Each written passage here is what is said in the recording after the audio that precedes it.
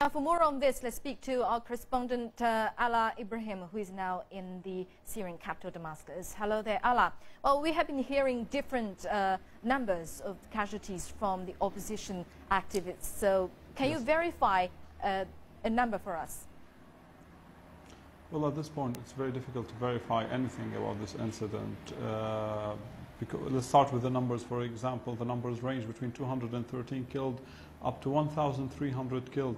What I can say to you at this point, and it's very confirmed, that hundreds of rebel fighters were killed, along with a number of civilians, including women and children, in various attacks carried out by the Syrian army at dawn today, when it launched a wide-scale military operation using airstrikes and artillery shelling on 6 different rebel-held areas in Damascus countryside.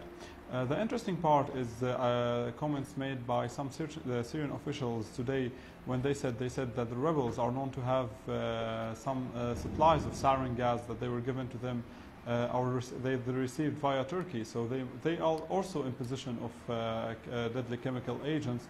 So it's inconclusive at this point to say who carried out this attack and how this attack was carried out, despite the shocking images we're seeing from this attack.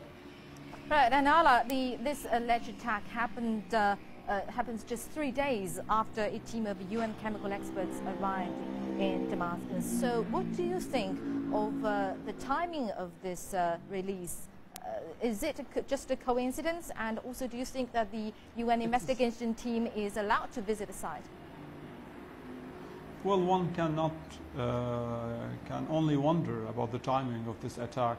Why would the Syrian government launch such a wide-scale chemical attack at a time when it knows that there are 20 United Nations chemical weapons experts living in Damascus, and they are less than 20 minutes drive from these sites? It's highly controversial if the Syrian government would do such a move, and if it would do it at this time. However, that being said, the United Nations did not issue a statement or comment on the issue whether it will visit the site of this alleged attack today. But obviously the United Nations would request this from the Syrian government.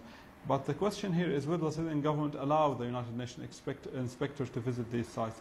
It's obvious from the scale of the shelling and from the scale of the military operation the Syrian army is carrying out today that this is a very important operation to the Syrian army. Will they stop their operation to allow the investigators to enter these areas? And at the same time, will they stop their operation and give rebels a break after the Syrian army is apparently very close to securing the perimeter of the capital Damascus, a target that they were working at and for the past 8 or 9 months? It's a very difficult question. I think we will hear the answers in upcoming days.